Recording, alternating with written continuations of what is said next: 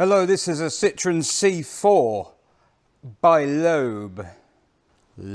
By Loeb. It is basically a pretentiously named Citroen C4 with white wheels and stickers.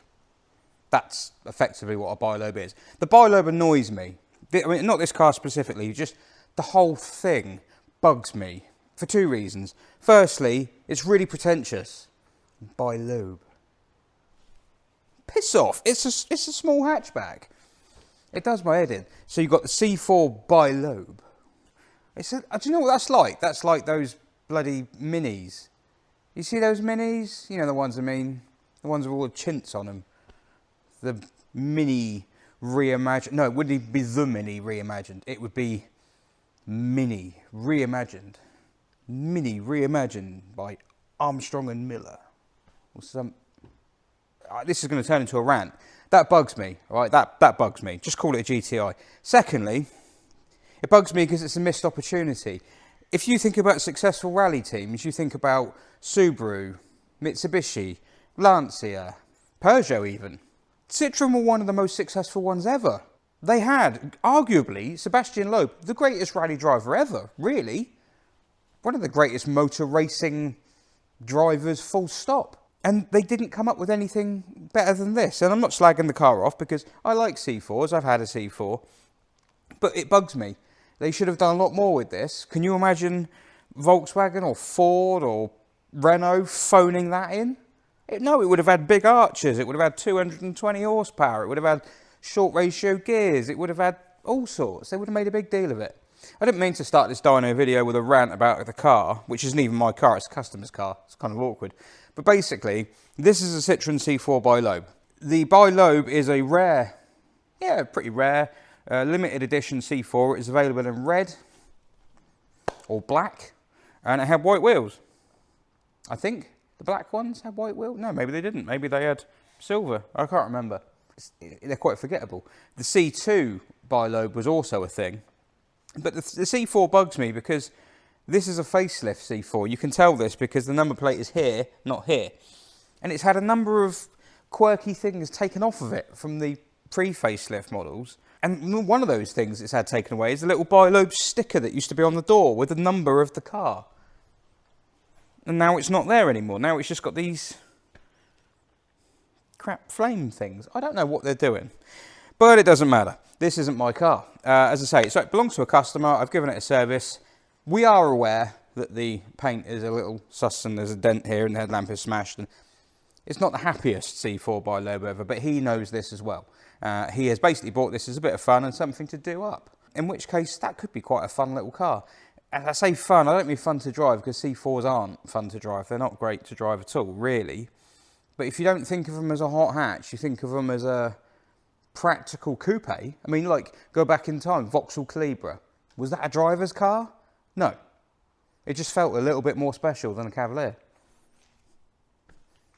Just feels a bit more special than your average hatchback. So, yeah, I didn't mean to start this video where I'm going to rolling road a car by slagging it off. But they bug me. They really get under my nails. And the worst thing about the By Loeb, and everyone's waiting for this, everyone, some of you, waiting for this, the worst thing about the By Loeb is that it didn't even have Citroen's most powerful engine in the C4 in it. The majority of By Loebs, let's go back, we're talking about an era where you had the Golf R32 with 240 horsepower, the Ford Focus ST had 220 horsepower, Honda Civic Type R had 197. We're talking about all these hot hatches, right?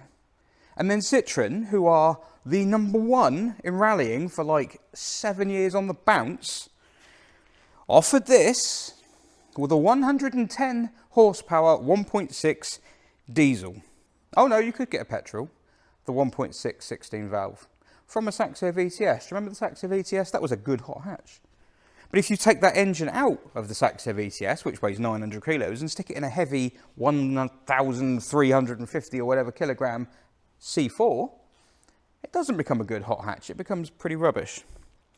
Thankfully, there are some very rare By Loebs. There was the 180. I had a C4 VTS 180, and do you know, the thing I'm noticing with this car is how little spec this has compared to that. That surprises me, but that's probably something I need to brush up on.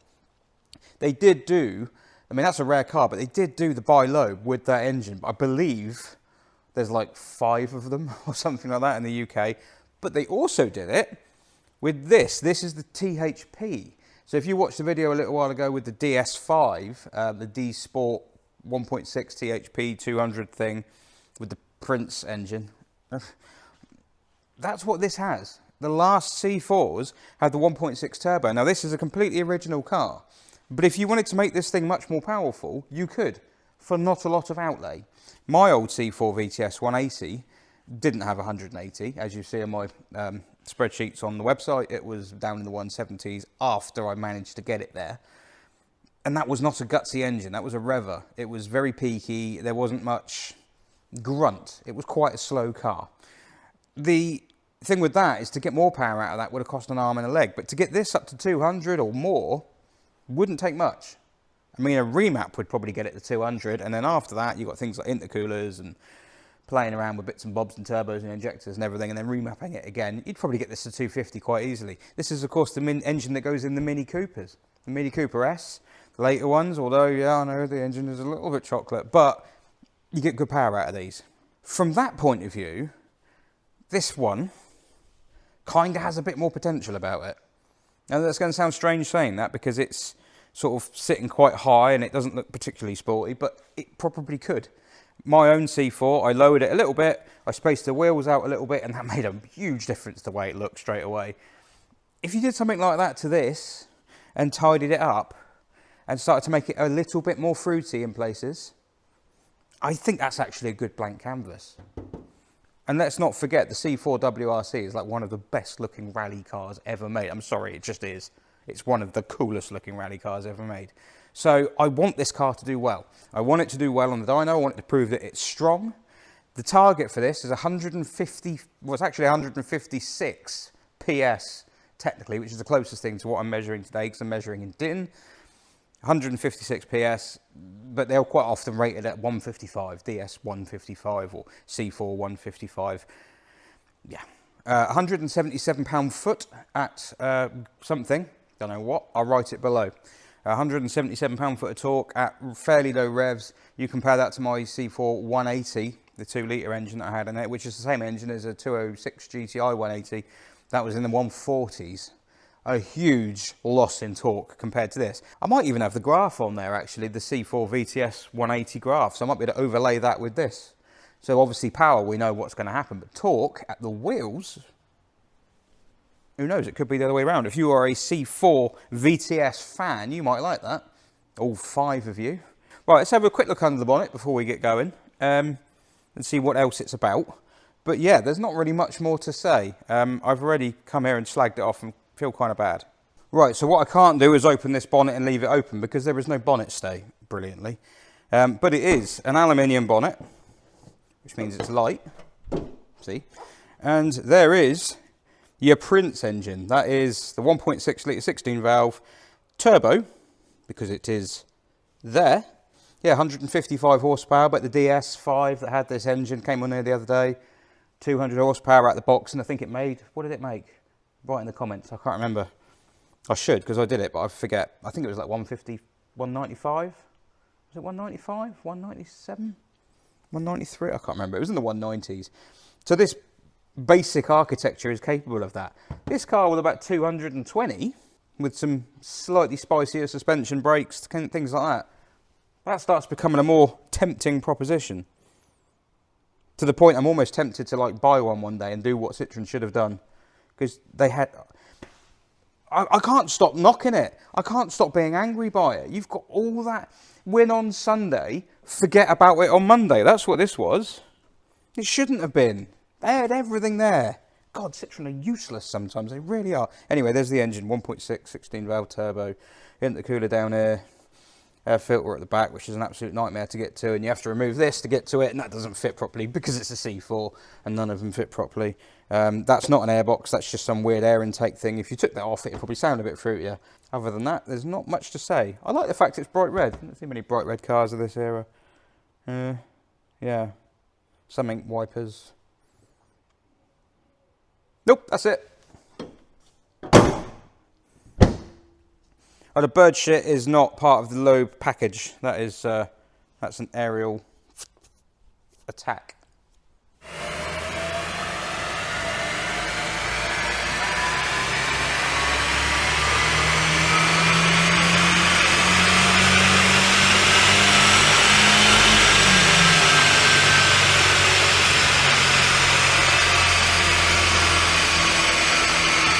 Right, so the moment of truth.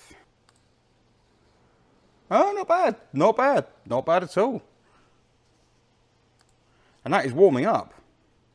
She is, yeah, she's warming. So it dies off quite a bit there, doesn't it, at the top? So 5,000 revs, it is all done. Really, on a more modern car, you'd expect that to kind of carry on a little bit. You wouldn't necessarily expect it to go up, but you'd expect it to hang on a bit before it drops. But it is warming up. That's not fully hot. I didn't go like absolutely hell for leather with it. 186 pound-feet. Wow. 384 at the wheel. That's really good. So it does kind of sound, I mean, like this is quite normal. If you get a petrol engine that's, or a diesel engine, so, you know, if you get an engine, cams are in good shape, it's got good compression, inlet ports aren't blocked, inlet manifold's good, throttle body's good, everything's tickety-boo, right? Then with a few miles on them, they do loosen up. You do find that they quite often do end up putting out a little bit more than they used to, which is, you know, people used to say, oh, you know, that one went really well, it was nicely run in. Well, it's not bollocks. That's not one of those old myths that actually holds water, that. And you know, we've got another one here, which is the same. I think that's probably going to get into, I think we're going to be in the 160s here. I'm going to go like 162, 163. I'll run it again, see what happens. I'll take you inside this time, because to be honest with you, I've been looking at ways to try and improve the sound quality of these videos, because the dyno is very noisy. The little lapel microphones I've got are not made for this, and it gets very digital and bit-ratey, and it doesn't sound brilliant. It wouldn't matter what microphone I've got here today, this car does not sound good. It just sounds like a car. It's just an engine, a 4-cylinder engine. There's no noise. It's the same as like the old Volkswagens, the old 1.8 turbos, you know, very efficient, very effective, don't have any character. And it's kind of the same thing. Most modern 4-cylinder turbos are like this. So yeah, we'll go inside because there's definitely some character in there. I mean, look, that is the back of the Speedo. So on a C4, that is lit by daylight. When you drive down the road, it's translucent. Daylight, honestly, C4s are just the most wonderful things. Like, the design and the detail and everything. Look at the wheel. They're brilliant. I just wish they were better. I mean, just look at that sticker. What's that supposed to be? Looks like mud splashed. Maybe that's what it's supposed to be, mud splash, because of like Sebastian Loeb. Well, do you know what they could have done? They could have just given it some fat arches. The wheels aren't too bad. Make them an inch bigger, bigger arches, space them out, drop it a little bit more. The white wheels with the red bodywork, it's great. The styling on a C4 is amazing. It's a brilliant looking car. They look awesome. God, they messed it up. Right, anyway, I'm going to go ahead and stop slagging it off again. I'm going to get into... I'm only slagging it off because I'm bothered, because I really wanted this to be a special car, and Citroen ballsed it up. It could have been so much better, but I get it. I think a car like this could be a blank canvas for something pretty cool. Anyway, let's do a run inside, and you can see how cool it all looks. So we find ourselves inside the C4. Oh, it's hot in here. Why is the heater? Oh, because I did the coolant, didn't I? Yeah, so we've got lots of warning lights on. Don't worry about that. That's pretty normal when you're doing a dyno. Yeah, so the Speedo, I mean, this is so cool. The thing is, that's actually watered down, because it used to be pretty similar, but my old one had a rev counter here on the pod, on the steering wheel hub, which is just, I can't turn the wheel because we'll have an accident because we're on a dyno. But yeah, it used to have a little rev counter here, and it used to flash when you hit the limiter. It used to flash red, and it had digital climate control, had double glazing. This one hasn't got that. I don't know why it's got less. Maybe they're just trying to cut costs. But anyway, yeah, so that's the rev counter, Speedo and everything up there. The one thing it has got, which is good, well, there's two things it's got which are funky. The first one is it's got its own little plaque, because it is a By Loeb, and this is number 1448. So I'd really like that. However, Could I not just take that and put it in any other C4 and then that one becomes a By Loeb?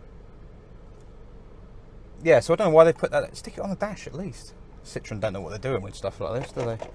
They didn't have anyone in their sport department. Yeah, and the other thing was, oh yeah, the other thing, the gear change is much nicer than the one that was in mine. It's a much nicer, it's a lovely little snickety unit, that. It's a totally different box to, it's 6-speed for a start. It's a nice stubby little lever. It's got a much nicer feel. I wouldn't say it's not Japanese levels, but you know, reverse is like over there. Yeah, that's way better. The one in the VTS that I had was not great. Right, power run time. It's going to start beeping at me. Yes, I know it's on. The doors are locked and everything like that. We have got a serious tyre wobble on the go. I've got every image stabilisation feature on the phone going, and we are getting shaken about. Look at this. I don't know if it'll pick up.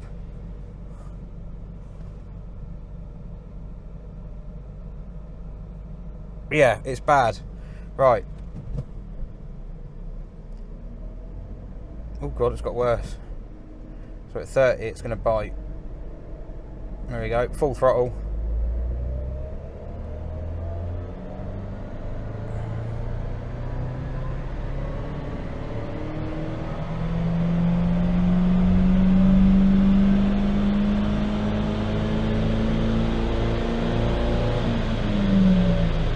Bloody hell, how high is it going to rev?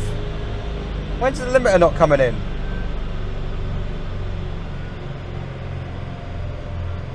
I don't think it would have kept pulling, so there's no point. Ugh. I think it's been a while since this one. Oh dear, look at that. I think it's been a while since this one's been driven. So, moment of truth. Nope. Okay, yeah, it revved to over 7,000 there, but it had stopped pulling at 5. No, it's not gone up. So that's it. That's all she got. So the extra warmth was not really helping. It's probably just, I mean, warmth can count against you at times. There's a sweet spot with power on engines. It's kind of, you don't want it to be too cold so that the mixtures aren't all there. Yeah, fuel ratio, not perfect. The atomization, not brilliant, because it's a bit cold and it's running a bit rich. But then if you get it to a point where it gets too hot, then you start getting more friction in certain bits because they've expanded. I mean, other things loosen up more, but some bits start, you know, some bits start getting a bit tight and you get a bit of heat soak, and it kind of, there's a tipping point. And I think the tipping point probably was about 159 because, well, that's what it made, and it's going down the warmer it's getting. And it's not particularly lumpy, but that to me, so we're going to go back to our conspiracy theories. Does that look like that's restricted to you? I mean, I know it would also if it went like that, but the book figure is 156 at 6,000. It's not getting near 6,000, then it's gone over 156 already. And bearing in mind, this engine is available in so many different flavours, with so many different specs, and much more power than that. I don't think it would be too hard to get more out of this at all. The torque is actually quite interesting, because it's quite broad from... what we at? Let's put it at the wheels because that's actually what it's doing. It's a 380 pound-foot because obviously it's geared down because it's in 4th gear. Nice broad, what's that? 360, 350. From 2.5 to 5,000 revs. That's quite broad. I bet that is way higher than my old 2 litre was. In fact, I'll see if I can find it. Right, so here's a messy looking graph for you. Now, they were recorded at different speeds. The C4, the VTS, the 180 was done at 35, which is why the graphs don't fully align. The red is, well, you can tell what the red is. The red is the VTS 180, so it kind of gets up to 80 mile an hour, which is the equivalent of 4,500. Well, it's actually 5,000 revs. So it's got shorter gearing because it's doing... What's that? The same speed. 150, 80 mile an hour, 150, 5,000 revs. So it is shorter geared, despite the fact it's only got 5 gears. Yeah, it's getting up to here and just carrying on. And that's actually its best run. I didn't realise I got it up to 178. Although I was recording in SAE back there. Anyway, that doesn't matter. That means DIY. I was making my own intake system for it, which actually added quite a lot of power, so that was quite good. No, I am surprised because 374 at the wheels. Now, this one does make more. No, it doesn't. I'm talking shite. It doesn't. 368. What? So, I think the lesson to learn here, if you are a C4 aficionado, is the VTS 180 out the box has got more because it's got a higher book figure than this, so it would do.